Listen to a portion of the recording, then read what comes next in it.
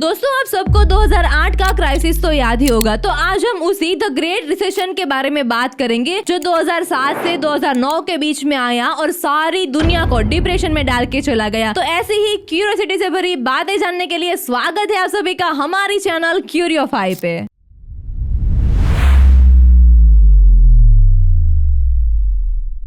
ये उस समय की बात है जब यूएसए में .com बबल बन रहा था। इस समय में कई इन्वेस्टर ऐसी आईटी कंपनियों में इन्वेस्ट कर रहे थे और उस समय जब कचरा उठाने वाली कोई भी कंपनी अगर अपने नाम के पीछे .com लगा दे तो उनके शेयर की प्राइस भी आसमान को छूने लगती थी। फिर जब अर्ली 2000s में ये .com बबल फटा तो सारी आईटी कंपनीज के शेयर जो आसमान को छू रहे थे वो सीधे धरती पर आ गए। नास्डैक जो कि यूएसए का सबसे मेन स्टॉक मार्केट इंडेक्स था वो 39% लॉस में चला गया और इस बबल बस्ट के चलते स्टॉक्स ने $5 ट्रिलियन का लॉस किया इन मार्केट कैप। और अगर हम आगे की बात करें तो यूएसए और विश्व के काफी सारे देश की इकोनॉमी कंजर्वेटिव मोड पर चली गई, यानी कि अब आम जनता सेविंग्स पर ज्यादा ध्यान देने लगी इंस्टेड ऑफ स्पेंडिंग। और इस कंजर्वेटिव इकोनॉमी के चलते मार्केट में पैसों की सप्लाई पर काफी तेजी से गिरावट आने लगी और अब वहाँ का इकोनॉमिक ग्रोथ भी धीरे धीरे डाउन होने लगा। और अब यूएसए का जो रेगुलेटरी बैंक है फेड बैंक, जैसे हमारे यहाँ आरबीआई है, फेड के इस डिसीजन की वजह से क्या हुआ कि पहले जो लोन एक आम आदमी को बहुत महंगा पड़ रहा था वो लोन अब आम आदमी को सस्ता पड़ने लगा और इसी की वजह से हर लोगों ने अपना खुद का घर ले लिया और पैसा जो है वो रियल एस्टेट में इन्वेस्ट करने लगा। और रियल एस्टेट में जैसे ही बूम आया तो सबका पैसा और वहाँ की इकोनॉमी भी धीरे धीरे बहुत ही ग्रो करने लगी। तो इस द ग्रेट रिसेशन में मेन रोल था एक इन्वेस्टमेंट बैंक का जो की थी Lehman Brothers. Lehman Brothers bank की शुरुआत हुई 1850 में। तो अब हम स्टार्ट करते हैं लेमन ब्रदर्स की हिस्ट्री से। 19वीं सदी के आसपास Henry Lehman, Emmanuel Lehman and Mayer Lehman, ये तीनों भाई जर्मनी से यूएसए आए और यहाँ आके इन्होंने अपना खुद का ग्रोसरी का स्टोर शुरू किया। उनके मेन कस्टमर्स थे फार्मर्स। फार्मर उनके पास से ग्रोसरी बाय करते थे और उनको अपना कॉटन देते थे, तो अब इनको मजबूरी में कॉटन भी बेचना पड़ता था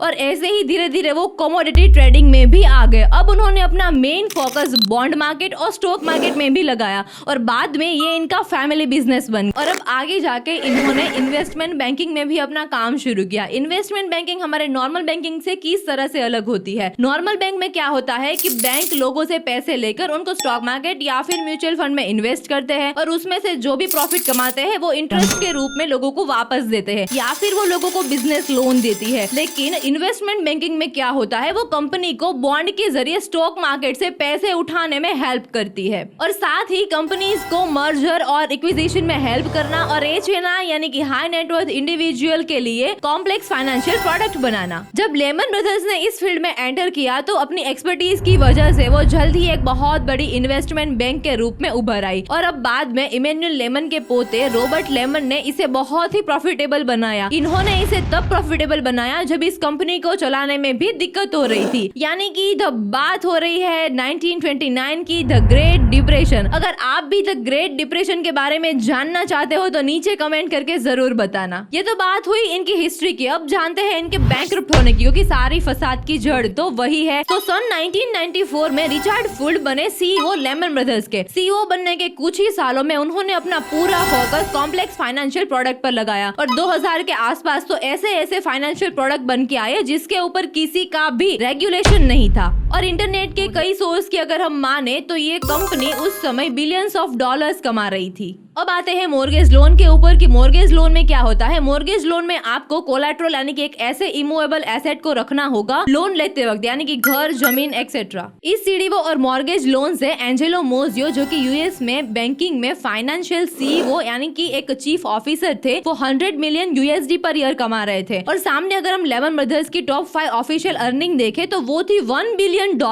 मिचेल बरी वो पहले इंसान थे कि जिनको लगा कि यार यहाँ पे कुछ तो गड़बड़ है, क्योंकि इंटरेस्ट रेट कम होने की वजह से लोगों ने बहुत सारी प्रॉपर्टीज खरीद रखी है। ऑल्सो रघुराम राजन जो कि इंडियन ओरिजिन के थे, उन्होंने भी इस बात को नोटिस किया था और इसके बारे में बोला भी था कि ये तो बहुत ही गलत हो रहा है। लेकिन उस समय काफी सारे इकोनॉमिस्ट ने इनका मजाक उड़ा दिया था और इनकी बातों को नहीं सुना था। और इसी समय सीडीओ के बारे में आर्टिकल्स छाप के यूनिवर्सिटीज के प्रोफेसर ने भी मिलियंस ऑफ डॉलर पैसे छापे थे। और अब जब इतना कुछ गड़बड़ चल रहा था और इसी बीच में फेड बैंक ने अपने इंटरेस्ट रेट बढ़ा दिए और इसी समय काफी सारे लोग लोग जिन्होंने काफी सारी प्रॉपर्टीज ले रखी थी वो अपनी भरपाई नहीं कर पाए, अपनी लोन रिपे नहीं कर पाए और अब इन सब चीजों के बीच में फंस गए लेमन ब्रदर्स बैंक, क्योंकि इनके ऊपर सबसे ज्यादा मॉर्गेज लोन था। ऐसा नहीं था कि इन्होंने अपनी बैंक को बचाने की ट्राई नहीं करी, इन्होंने इन्वेस्टर के पास से बहुत ही पैसा उठाया, लेकिन बात जब और बिगड़ने लगी तो इन्वेस्टर्स ने भी हाथ खड़े कर दिए और इसी बीच में यूएसए में $500 बिलियन का बेल आउट लॉन्च हुआ था। लेकिन उस समय उन्होंने वहां पे लेमन ब्रदर्स बैंक के ऑफिशियल्स को नहीं बुलाया था, क्योंकि उनको भी उस समय लग रहा था कि इस बैंक को बचाना बहुत ही मुश्किल है। और इस तरह कहीं से भी सपोर्ट ना मिलने की वजह से लेमन ब्रदर्स ने 8 सितंबर 2008 को $3.9 billion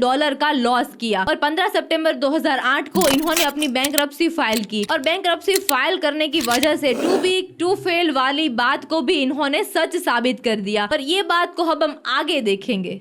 After this bankruptcy, US का stock market Dow Jones is down by 4.4% और ये सबसे बड़ा सेकंड हाईएस्ट फॉल था 9/11 अटैक के बाद। जब लेमन ब्रदर्स का लिक्विडेशन हुआ तो उसके साथ ही कई सारी कंपनियां डूबने की कगार पर आ गई और उसमें से एक थी Bear Stearns is acquired by JP Morgan and Merrill Lynch is acquired by bank of America. जब ये लेमन ब्रदर्स कंपनी बैंकरप्ट हुई तब कई और कंपनी ने भी अपने कर्मचारियों को फायर कर दिया। तो 2008 तक यूएसए में जो अनएम्प्लॉयमेंट रेट 5% था वो बढ़कर 2009 तक सीधा 10% हो गया। और इस घटना पर एक मूवी भी बनी है जिसका नाम है द बिग शॉट। आपने देखा होगा कि द ग्रेट रिसेशन का मेन जो पार्ट है वो थे लेमन ब्रदर्स और मॉर्गेज लोन। तो ऐसे ही इंफॉर्मेटिव वीडियोस के लिए हमारे साथ जुड़े रहिए।